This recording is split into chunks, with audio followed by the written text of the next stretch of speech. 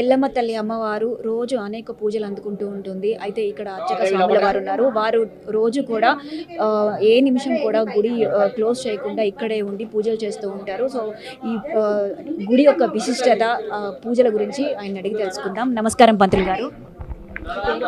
నా పేరు సతీష్ కుమార్ ఆచార్యులమ్మ. ఇక్కడ అమ్మవారి దేవాలయంలో అమ్మవారికి అర్చన గావిస్తూ ఉంటాము. మహావిద్యాం మహామార్యాం సర్వశక్తి స్వరూపిణీం భక్తానాం ఇష్టదాత్రేయించ రేణుకాంబాం మహం భజే. చెప్పండి. అమ్మవారికి ఇక్కడ ప్రతిరోజు ఉదయం 5 గంటలకు అమ్మవారికి అభిషేకం జరుగుతుంది. 5 గంటల నుంచి 6 గంటల వరకు అమ్మవారికి అభిషేకము, 6 గంటల నుండి 7:30 వరకు అమ్మవారికి అలంకారం జరుగుతుంది. 7:30కు అమ్మవారికి ఉదయం నివేదన తర్వాత 7:30 నుండి భక్తులకు 12 గంటల వరకు యథావిధిగా దర్శనం ఇస్తాము. 12 గంటలకు అమ్మవారికి మహానివేదన ఉంటుంది.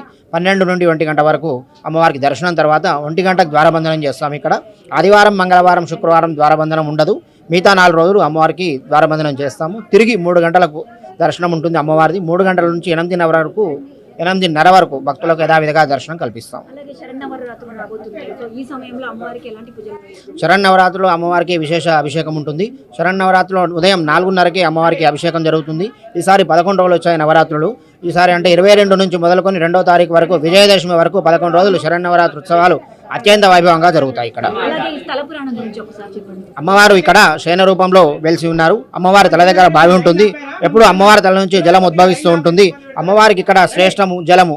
ఇక్కడికి జలము జలము ఆరోగ్యానికి సంబంధించిన అమ్మవారు ఆ జలం తీసుకొని ఇంట్లో జల్లుకోవడము, స్నానం చేసేటప్పుడు ఆ నీళ్లు కలుపుకొని చేస్తే ఎలాంటి ఆరోగ్య సమస్యలు ఉన్నాయో తొలగిపోతాయని చెప్పేసి ఇక్కడ భక్తులకు నమ్మకం. అయితే ప్రస్తుతం మనం గర్భగుడిలోకి అయితే వచ్చేసాము. అమ్మవారిని ఒకసారి చూడండి. కింద ఉన్న అమ్మవారు బావిలో వెలిసారనమాట. అమ్మవారికి తొడుగు, ఒక బంగారపు తొడుగు కవచాన్ని ఒకసారి పెట్టారు పైనుంచి. అయితే అమ్మవారి పైన ఉన్నది మాత్రం ప్రతిష్ఠించిన విగ్రహము.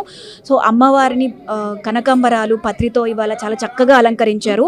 ఒకసారి చూసుకున్నట్లయితే గర్భగుడి చిన్నగా ఉన్నా కూడా అమ్మవారి విగ్రహం మాత్రం మనకు చాలా ఎంతో తేజస్సుతో ఎంతో పెద్దదిగా కనిపిస్తుంది.